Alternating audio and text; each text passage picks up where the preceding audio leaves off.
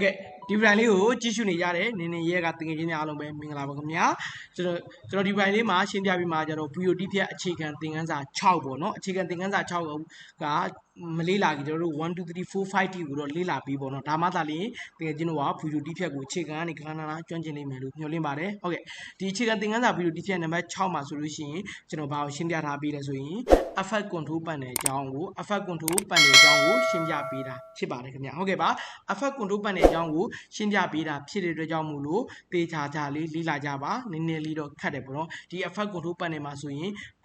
position ရဲ့ scale ရဲ့ rotation ရဲ့နောက်ပြီးရင် opacity ရဲ့အဲ့ဒီအကြောင်းကိုရှင်းပြထားပေးတာဖြစ်တဲ့ကြောင့်မို့လို့အားလုံးပဲတေချာလေးလေ့လာစေချင်တယ်ပေါ့နော်ဟုတ်ကဲ့ပါအဲ့ဒါကျွန်တော်ဘယ်လိုမျိုးလုပ်မလဲဆိုရင်ကျွန်တော်ဒီမှာဆိုရင်ဒါလေးတွေကိုကျွန်တော်ဖြတ်လိုက်မယ်နော်ဖြတ်ပြီးသွားလို့ရှိရင်ကျွန်တော်တို့မှာစလုံးတက်နဲ့ကျွန်တော်ရှင်းပြပြီးဟုတ်နော်အဲ့တော့စလုံးတက်လေးကိုဒီမှာဆွဲချလိုက်မယ်ပြီးတာနဲ့ကျွန်တော်ဒါလေးကိုဘယ်လောက်လဲဆိုရင်ဒီမှာအချိန်ပေါ်တယ်နော်ဒါလေးဆွဲကတ်ထားလိုက်အဲဒါလေးကိုဆွဲကတ်ထားမယ်ကတ်ပြီးကျွန်တော်တို့အချိန်ပေါ်တယ်သူ့ကိုကျွန်တော်5စက္ကန့်လောက်ထားထားလိုက်5စက္ကန့်လောက်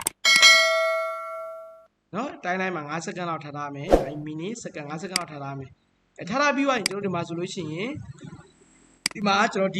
ီစာသားလေးကိုကျွန်တော်ကဒီမှာ effect control နဲ့တွားဖို့သူ့တစ်ချက်ထောက်တယ် effect control ကိုတွားမယ်ဒီမှာလွတ်တဲ့နေရာထောက်ကြည့်လိုက် effect control မှာဘာမှမပေါ်ဘူးเนาะဒီစာသားလေးကိုတစ်ချက်ထောက်မှသာလေကျွန်တော်တို့ effect control မှာပေါ်လာမှာဟုတ်ရနော်အဲ့မှာဆိုကျွန်တော်တို့ကဒီမှာ position အကြောင်းအသင်မှာဖြစ်တော့ indicator နဲ့အနောက်မှာထားလိုက်မယ်အနောက်မှာထားပြီးကျွန်တော် position မှာကျွန်တော်ဒီမှာ key ကိုသတ်မှတ်လိုက်เนาะ token emotion ဆိုတဲ့ key လေးကိုတစ်ချက်ထောက်လိုက်ရင် key ဝင်သွားပြီတွေ့လာ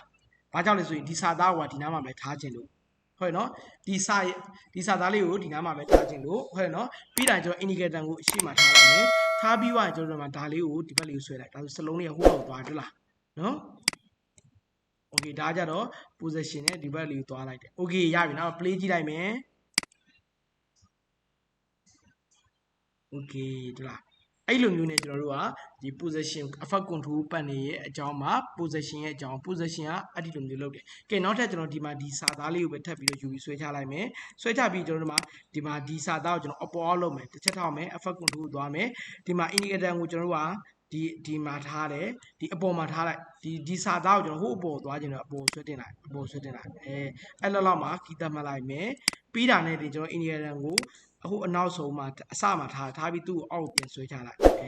ဒါဆိုလို့ရှိရင်ကျွန်တော်တို့ကဒီစာသားလေးကဟိုအပေါ်ကိုတက်သွားမယ်ကြည့်လိုက်မယ်အဲ့လိုမျိုးနဲ့ကျွန်တော်တို့ကစာသားကိုအပေါ်သွားတယ်အဲ့တော့ position မှာဆိုရင်နှစ်ခုရှိတယ်ဒီကောင်ကကြတော့ဟို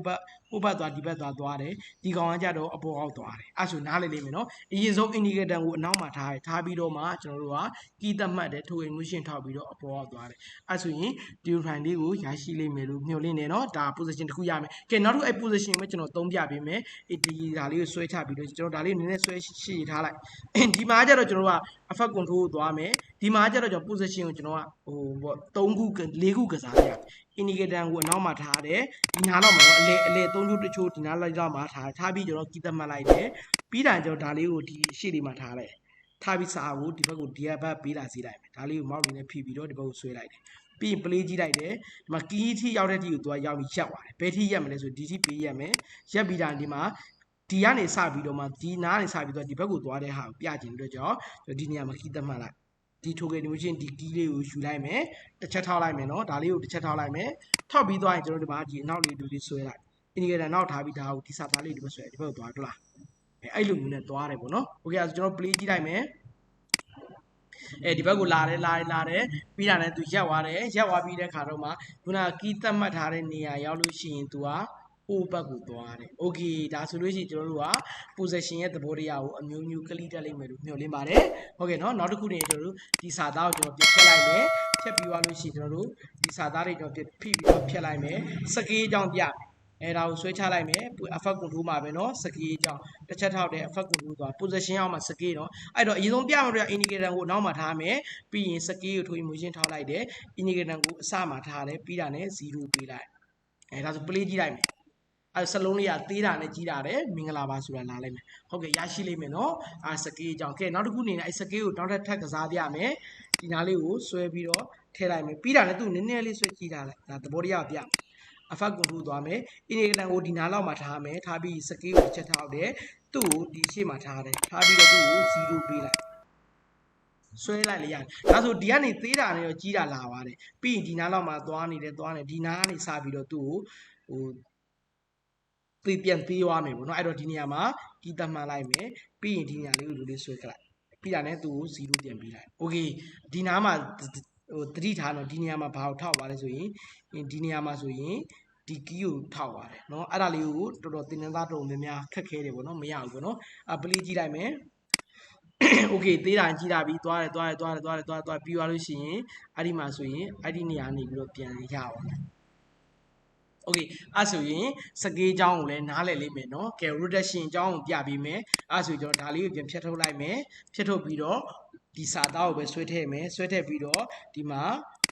effect control ကိုသွားမယ် rotate လဲတာပေါ့နော်လဲတာဖြစ်တော့ကြောင့်မို့ indicator ကိုနောက်မှာထားမယ်ထားပြီးသွားရင် key သတ်မှတ်လိုက်တယ်ပြီးတာနဲ့ကျွန်တော်ဒီမှာအရှိမထားပြီးတော့ဒါကိုပေးလဲပေးလိုက်ဘယ်ဘက်လဲမလဲညာဘက်လဲကြိုက်တဲ့လဲပြရနော်လဲပြီးသွားရင်သူကရက်သွားတယ်အဲ့လိုမျိုးလေးပေါ့နော်ဒါကြ rotate ကတော့လဲတာပေါ့နော်အဲ့ဒါကိုရရှိလိမ့်မယ်နော် rotate သဘောတရားရမယ်နော်ကဲအဲ့ဆိုရင်ကျွန်တော်ဒီစာသားလေးကိုပြင်ဖြတ်လိုက်မယ်နောက်တစ်ခု opacity ရဲ့သဘောတရားပြမယ် opacity ရဲ့သဘောတရား video တွေကိုပြပေးမယ် opacity ကနော်အဲ့တော့ video clip ကိုဆွဲထည့်လိုက်မယ်တစ် clip တစ်ခုနောက်ထပ် clip တစ်ခုဆွဲထည့်လိုက်မယ်နှစ်ခုအတန်ကိုကျွန်တော်ဖြတ်ထားလိုက်မယ် order ကိုပြီးတော့ select ပြီးတော့ delete လုပ်မယ်ဒီလိုကျွန်တော်ရှင်းပြတာမြန်နေတယ်ဆိုရင်တော့ဖြည်းဖြည်းချင်းကိုခဏခဏလေ့လာပြီးပေါ့နော်အဲ့တော့ video နှစ်ခုကိုကျွန်တော်လုပ်ပြီးဒီ video ကိုကျွန်တော်ကထပ်လိုက်မယ်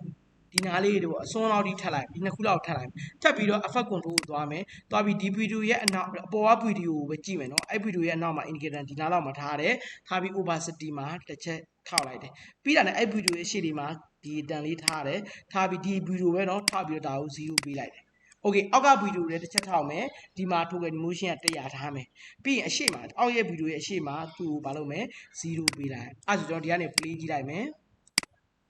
အဲ့ဒီလိုမျိုးနဲ့ဝိုးတို့ဝါတာအခန်းလေးတွေကိုပါဇက်ကရိုက်တာပဲပြပါဖြစ်တယ်လောက်တာအခါကြားလို့ရှိရင် short frame ရိုက်အဲ့ဒီလိုဝိုးတို့ဝါတာအခန်းလေးတွေမှာဆိုရင် opacity ကိုအဲ့လိုသုံးတယ်ဟုတ်ကဲ့ပါအဲ့ဆိုရင်ကျွန်တော်ဒီနေ့သင်ပြလိုက်တဲ့ effect control ပတ်နေအကြောင်းရဲ့ position scale rotation opacity ဆိုတဲ့အချက်3ချက်အချက်4ချက်ကိုရရှိလိမ့်မယ်လို့မျှော်လင့်ပါတယ်ခင်ဗျာဟုတ်ကဲ့ပါအဲ့ဆိုရင်ဒီဗီဒီယိုကြည့်ကြတဲ့အကူမတွေအားလုံးနေနဲ့ဗီဒီယိုတွေကိုအခြေခံကနေဒီကကနနသက်စင်လေ့လာပါလို့ကျွန်တော်အနေနဲ့တိုက်တွန်းချင်ပါတယ်ကျွန်တော်ရဲ့ရှင်းပြမှုတွေကိုကြိုက်နှစ်သက်တဲ့ဆိုရင် like and share လုပ်ပေးသွားပါကျွန်တော်ရဲ့ channel လေးကို subscribe နေထားပေးပါနောက်တင်တဲ့ဗီဒီယိုတွေကိုတကယ်ကျွန်တော်ရှိကိုနေ့စဉ်ဓာတ်ရိုက်ရောက်ရှိမှာဖြစ်ပါတယ်ခင်ဗျဟုတ်ကဲ့ပါအားလုံးကျေးဇူးတင်ပါတယ်